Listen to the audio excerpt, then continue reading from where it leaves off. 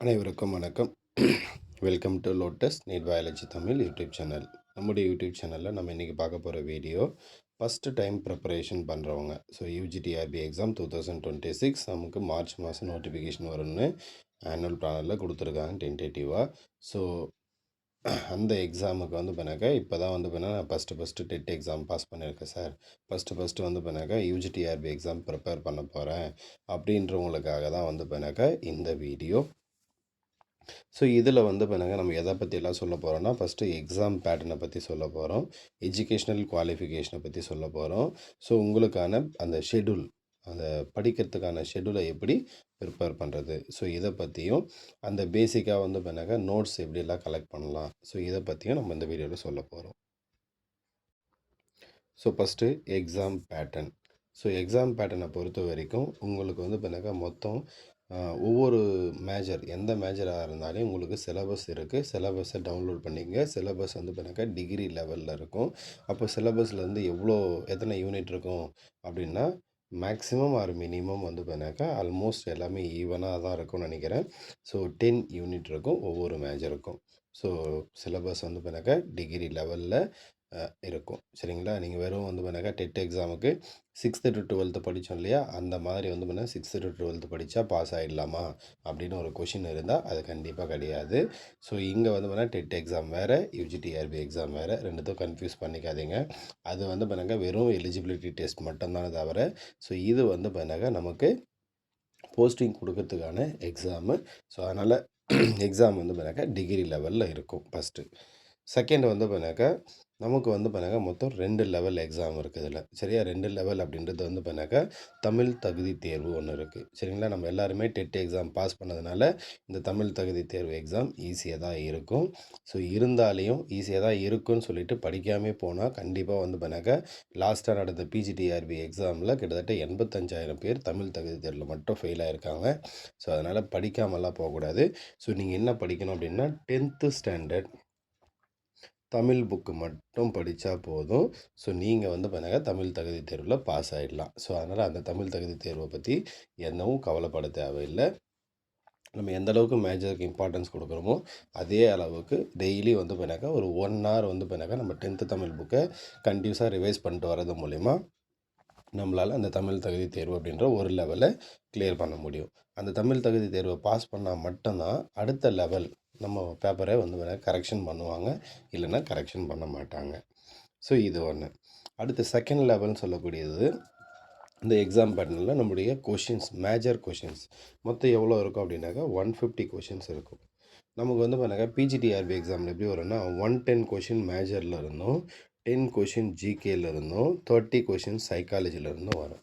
ஆனால் இங்கே அப்படியெல்லாம் கிடையாது. நமக்கு ஃபுல் அண்ட் ஃபுல் வந்து பண்ணாக்கா 150 கொஷின் நம்முடைய மேஜர்லேருந்து மட்டும்தான் வரும். உங்களுக்கான சிலபஸ் ஒரு 10 யூனிட் இருக்குன்னா அந்த 10 யூனிட்லேருந்து மட்டும்தான் வரும். மொத்தம் எக்ஸாம் டியூரேஷன் வந்து பண்ணாக்கா 3.5 hours கொடுப்பாங்க. 30 minutes வந்து பண்ணாக்கா அந்த தமிழ் தகுதி தேர்வு டெஸ்ட் எழுதுறதுக்கும், பேலன்ஸ் இருக்கக்கூடிய 3 hours வந்து பண்ணாக்கா மேஜரில் இருக்கிற அந்த 150 கொஸ்டின் எழுதுறதுக்கும் உங்களுக்கு டைம் இருக்கும். ஸோ அடுத்து வந்து பண்ணாக்கா எஜுகேஷ்னல் குவாலிஃபிகேஷனை பொறுத்த வரைக்கும் நீங்கள் பிஏ ஆர் பிஎஸ்சி முடிச்சிருக்கலாம். சப்போஸ் எம்ஏ முடிச்சிருக்கீங்க, எம்எஸ்சி முடிச்சிருக்கீங்க அப்படின்னாலும் எலிஜிபிள். வித்து பிஎட் முடிச்சிருக்கணும். ப்ளஸ்ஸு டெட் எக்ஸாமில் குவாலிஃபை ஆகிருக்கணும். இது ரொம்ப இம்பார்ட்டண்ட்டு. அப்போ பிஏ பிஎஸ்சி அப்படின்னா எம்ஏ எம்எஸ்சி இல்லை வந்து பண்ணாக்கா பிஎட் முடிச்சிருக்கணும். சரிங்களா? அதுக்கடுத்தது வந்து பண்ணாக்கா டெட் வந்து பண்ணால் குவாலிஃபைன்னு சர்டிஃபிகேட் வாங்கியிருக்கணும். அப்போ குவாலிஃபைடு யாரெல்லாம் அப்படின்னாக்கா நம்ம 2012 எக்ஸாம் வச்சுட்டு வராங்க. இப்போ லாஸ்ட்டாக முடிஞ்ச எக்ஸாம் வரைக்கும் யாரெல்லாம் குவாலிஃபைடு அப்படின்னு சொல்லிட்டு சர்டிஃபிகேட் வச்சுட்ருக்காங்களோ, ஸோ அவங்க எல்லாருமே வந்து பண்ணாக்கா இந்த யூஜிடிஆர்பி எக்ஸாமுக்கு எலிஜிபிள். சார் நான் குவாலிஃபைடு ஆகலை டெட்டில், நான் எழுத முடியுமா அப்படின்னா கண்டிப்பாக முடியாது. சரிங்களா? நான் எம்காம் முடிச்சிருக்கேன், நான் எழுத முடியுமா அப்படின்னா கண்டிப்பாக முடியாது. நான் கம்ப்யூட்டர் சயின்ஸ் முடிச்சிருக்கேன், நான் எழுத முடியுமா அப்படின்னா கண்டிப்பாக முடியாது. ஸோ அப்போ நீங்கள் வந்து பண்ணாக்கா டெட்டு குவாலிஃபைடு யாரெல்லாமோ அவங்க மட்டும்தான் எழுத முடியும், வேறு யாரும் எழுத முடியாது. அடுத்து நம்ம ஃபஸ்ட் டைம் படிக்கிறதுனால நிறைய டவுட் இருக்கும். என்னென்ன டவுட் எல்லாம் வரதுக்கு வாய்ப்பு அப்படின்னாக்கா, சார் எங்களுக்கு வந்து பண்ணாக்கா 11th அண்டு 12th புக்கு படித்தா கொஷின் வருமா அப்படின்னு ஒரு டவுட் இருக்கும். சரியா? கண்டிப்பா நீங்க ஃபர்ஸ்ட் டைம் படிக்கிறதுனால நீங்க வந்து பார்த்தீங்கன்னாக்கா 11th and 12th book state board புக்கை வந்து பார்த்தீங்கன்னாக்கா படிக்கிறது ரொம்ப ரொம்ப நல்லது. ஏன் அப்படின்னா உங்களுக்கு வந்து பார்த்தீங்கன்னாக்கா எந்த அளவுக்கு சப்ஜெக்ட் நாலேட்ஜ் இருக்கும் அப்படின்னு எனக்கு தெரியல இந்த வீடியோ பார்க்குற உங்களுக்கு.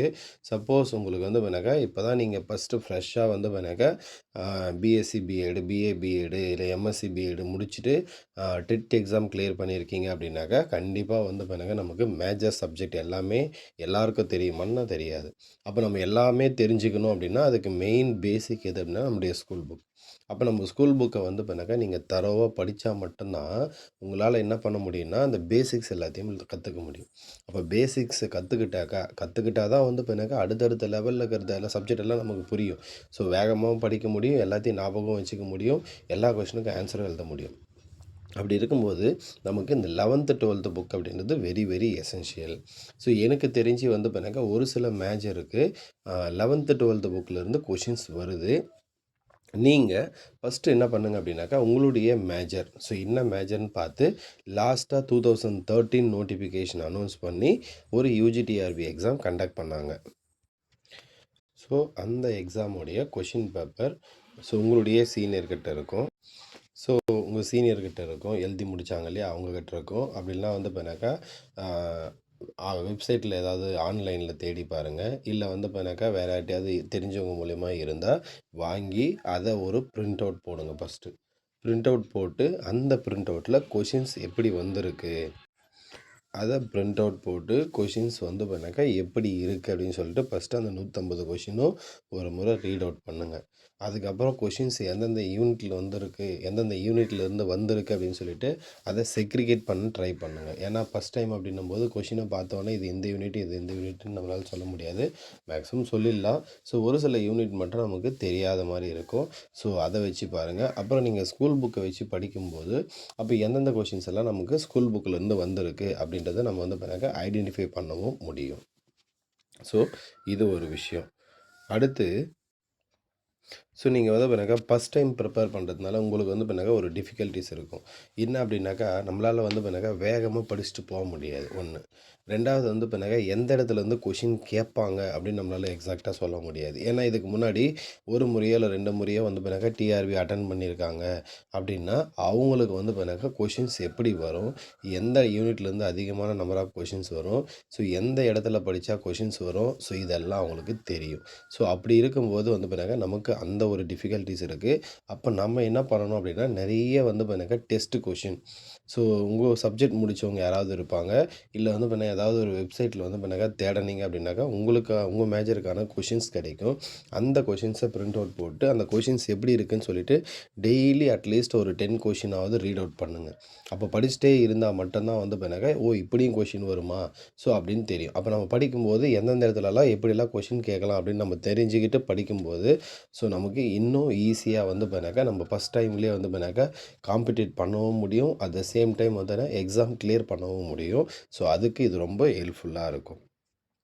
அடுத்து ரொம்ப இம்பார்ட்டண்ட்டான ஒரு விஷயம், சார் நான் ஃபஸ்ட் டைம் படிக்கிறேன், என்கிட்ட எல்லா புக்குமே இல்லை, மெட்டீரியல் அவைலபிள் இல்லை, ஸோ அப்படின்னு ஒரு சிலர் சொல்லுவாங்க. ஸோ அவங்களுக்காக சார் நீங்கள் என்ன பண்ணுங்க அப்படின்னாக்கா, ஃபஸ்ட் டைம் படிக்கிறீங்க ரைட்டு.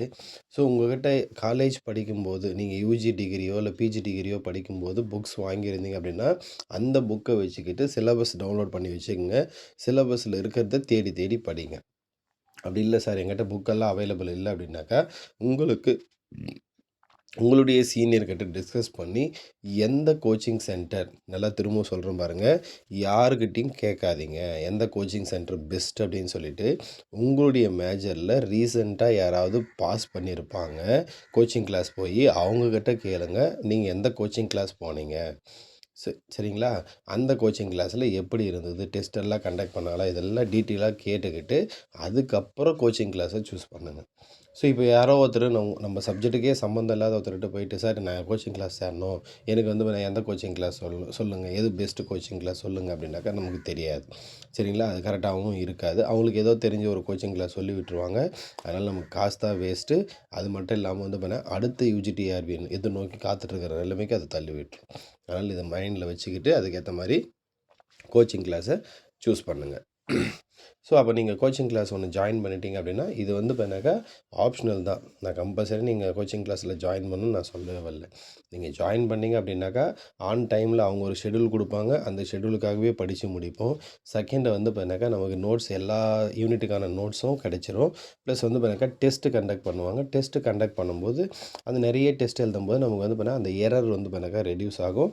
நம்மளால் ஈஸியாக வந்து பார்த்தீங்கன்னாக்கா போஸ்டிங் ஆர்டரும் வாங்க முடியும். ஸோ அப்போது இது ஒரு விஷயம் இருக்குது. அடுத்து இன்னும் ஒரு சிலர் இப்போ நம்மளுடைய யூடியூப் சேனலில் கூட நிறைய பேர் டவுட் கேட்டுக்கிட்டே இருக்கிறாங்க. சார் தமிழ் மீடியமில் மெட்டீரியல் அவைலபிள் இருக்கா? தமிழ் மீடியத்தில் கிளாஸ் எடுப்பீங்களா? ஸோ இந்த மாதிரி வந்து பார்த்தீங்கன்னா நிறைய பேர் கேட்டுக்கிட்டே இருக்கிறாங்க. ஸோ இந்த மாதிரி கொஷின் கேட்குற எல்லாருக்கும் நான் சொல்கிற ஒரே அட்வைஸ், ஸோ உங்களுக்கு இங்கிலீஷில் படிக்க வரல அப்படின்னா வேறு ஆப்ஷனே கிடையாது. நீங்கள் லேர்ன் பண்ணிக்கோங்க. ஏன்னா தமிழ் மீடியம் நோட்ஸை பொறுத்த வரைக்கும் நமக்கு வந்து பார்த்தீங்கன்னாக்கா அவைலபிலிட்டி ரொம்ப ரொம்ப ரொம்ப கம்மி. ஸோ அப்படியே இருந்தாலே நிறைய கொஷின்ஸ் வந்து பார்த்தீங்கன்னாக்கா இங்கிலீஷ் மீடியத்திலிருந்து அப்படியே வந்து பார்த்தீங்கன்னாக்கா டைரெக்டாக தான் வந்து பார்த்தீங்கன்னாக்கா கேட்குறாங்களே தவிர, ஃபார் எக்ஸாம்பிள் ஏதோ ஒரு கொஷின் இருக்குன்னா அந்த வேர்டை வந்து மாறாமல் அப்படியே வந்து பார்த்தீங்கன்னாக்கா தமிழில் எழுதுறாங்க. சரிங்களா? ஸோ அதனால் வந்து பார்த்தீங்கன்னாக்கா நம்மளால் வந்து பார்த்தீங்கன்னா இப்போ ஃபார் எக்ஸாம்பிள் டோட்டிபொட்டன்சி அப்படின்னு ஒரு வேர்டு இருக்குது. இந்த டோட்டிபொட்டன்சி வந்து பார்த்தீங்கன்னாக்கா தமிழில் வந்து பார்த்தீங்கன்னா சர்வ வல்லமை அப்படின்னு பேர். ஆனால் சர்வ வல்லமைன்னு தமிழில் கொஷின் கேட்கவே மாட்டாங்க. அப்போ என்ன பண்ணுவாங்கன்னா டோட்டிபொட்டன்சி அப்படியே டைப் பண்ணுவாங்க. அப்படியே எழுதுவாங்க. புரியுதுங்களா நான் சொல்கிறது? ஸோ அப்படி இருக்கும்போது உங்களுக்கு டோட்டிபொட்டன்சினா என்னன்னு தெரிஞ்சால் மட்டும் தான் எழுத முடியும். நம்ம சர்வ வல்லமையை படிச்சுட்டு போய் உட்காரும்போது அந்த கொஷினுக்கான ஆன்சர் நமக்கு தெரியாமல் போயிடும். நல்லா தெரிஞ்ச கொஷின் தான், ஆனால் தெரியாமல் போயிடும். ஸோ அதனால் இங்கிலீஷில் படிக்க கற்றுக்குங்க. அடுத்து வந்து பார்த்தீங்கன்னாக்கா இந்த ஹவ் டு ப்ரிப்பேர் ஷெட்யூல். ஷெட்யூலை எப்படி ப்ரிப்பேர் பண்ணலாம்? ஸோ இந்த ஷெட்யூலை ப்ரிப்பேர் பண்ணுறதுக்கு வந்து பார்த்தீங்கன்னாக்கா நிறைய விஷயம் இருக்குது. இன்னொருத்தரை டிபெண்ட் பண்ணாதீங்க ஃபஸ்ட்டு. ஏன்னா நீங்கள் எவ்வளோ வேகமாக படிக்க முடியும் அப்படின்னு உங்களுக்கு தான் தெரியும். நீங்கள் வந்து பார்த்தீங்கன்னாக்கா வேலைக்கு போயிட்டுருக்கீங்களா? இல்லை ஃபுல் டைம் உட்காந்து இதே வேலையாக படிக்கிறீங்களா? ஸோ இதெல்லாம் தெரியணும் ஃபஸ்ட்டு. ரைட். அப்போது நீங்கள் வேலைக்கு போயிட்டுருக்கீங்க அப்படின்னா உங்களுக்கு லிமிட்டட் டைம் ஹவர்ஸ் தான் கிடைக்கும். அதே மாதிரி வந்து பார்த்தீங்கன்னாக்கா இப்போ ஆல்ரெடி ஒருத்தர் வந்து பார்த்தீங்கன்னாக்கா வேலைக்கு போயிட்டுருக்காங்க. சரி, வீட்டிலேயே ஃபுல் டைம் உட்காந்து படிக்கிறாங்க அப்படின்னா அவங்களுக்கு நிறைய டைம் கிடைக்கும். ஸோ அதுக்கேற்ற மாதிரி நீங்கள் என்ன பண்ணுங்கள், எத்தனை நாளில் ஒரு யூனிட்டை முடிக்கணும். ஃபார் எக்ஸாம்பிள் இந்த ஃபஸ்ட்டு ஒரு 10 டேஸ், அந்த 10 டேஸுக்குள்ளே நான் இந்த யூனிட்டை படித்து முடிக்க போகிறேன் அப்படின்னு ஒரு ஷெட்யூலை போடுங்க. அந்த 10 டேஸுக்குள்ளே முடிக்க ட்ரை பண்ணுங்கள். சரிங்களா?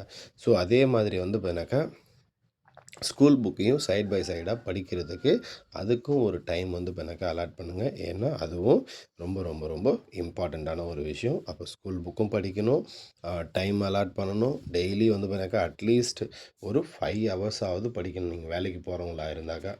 அப்போ தான் நம்மளால் வந்து எனக்கு இந்த எக்ஸாமுக்கு காம்படிட் பண்ணவே முடியும்.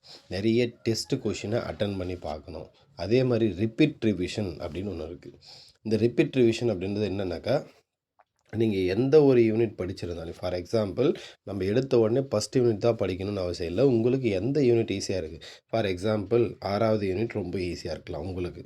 இல்லை வந்து பார்த்தீங்கன்னா 10வது யூனிட் ரொம்ப ஈஸியாக இருக்கலாம். இல்லை வந்து பார்த்தீங்கன்னா 4வது யூனிட் ரொம்ப சின்னதாக இருக்கலாம். அப்போது ரொம்ப ஈஸியாக இருக்கிற யூனிட்டையோ இல்லை ரொம்ப சின்னதாக இருக்கிற யூனிட்டோ எடுத்து நீங்கள் படிக்கும்போது உங்களுக்கு வந்து பார்த்தீங்கன்னா ஒரு கான்ஃபிடென்ட் வரும். ஓ நம்ம ஈஸியாக படிச்சிட்டோம், ஒரு யூனிட்டை கம்ப்ளீட் பண்ணிட்டோம் அப்படின்னு ஒரு சந்தோஷம் வரும். அதுலேயே அடுத்த யூனிட்டை படித்து முடிச்சிடலாம். அப்போது இந்த ரிப்பீட் ரிவிஷன் அப்படின்றது என்ன அப்படின்னாக்கா, இப்போ ஒரு யூனிட் இருக்குது அப்படின்னா அந்த யூனிட்டை நீங்கள் குறைஞ்சது ஒரு 4 டைம்ஸ் இல்லை வந்து பண்ணாக்கா ஒரு 5 டைம்ஸாவது நீங்கள் படிக்கணும். எக்ஸாம் முடியறதுக்குள்ளே, எக்ஸாம் சென்டர் போகிறதுக்கு முன்னாடி அட்லீஸ்ட் ஒரு 4-5 டைம்ஸாவது நீங்கள் படிச்சிருக்கணும். அப்போ தான் அதில் என்னென்ன விஷயமெல்லாம் நீங்கள் படிச்சிருக்கீங்களோ எல்லாமே எக்ஸாம் ஹாலில் கரெக்டாக ஞாபகம் வரும். இல்லைனா வந்து பண்ணாக்கா நமக்கு ஞாபகம் வராமல் போகிறதுக்கு வாய்ப்பு அதிகம். சரிங்களா? ஸோ அப்போது நமக்கு ரிப்பீட் ரிவிஷன் அப்படின்றது வெரி வெரி எசென்ஷியல். இந்த எக்ஸாம் ஷெட்யூல் ப்ரிப்பரேஷன் அப்படின்றது very very essential. 11th 12th book படிக்கிறதுன்றது ரொம்ப ரொம்ப ரொம்ப இம்பார்ட்டன்ட். ஸோ இதெல்லாம் மைண்டில் வச்சுக்கிட்டு படிங்க.